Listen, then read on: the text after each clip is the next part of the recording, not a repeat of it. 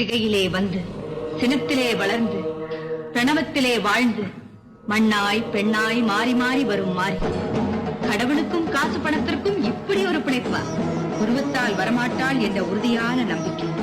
பக்தி என்ற பெயரால், சக்தி என்ற பெயரால் காசுக்காக நீ பேசுகிறாயே போய். குறி என்ற பெயரில் நீ நடத்தும் போலி நாடகம்.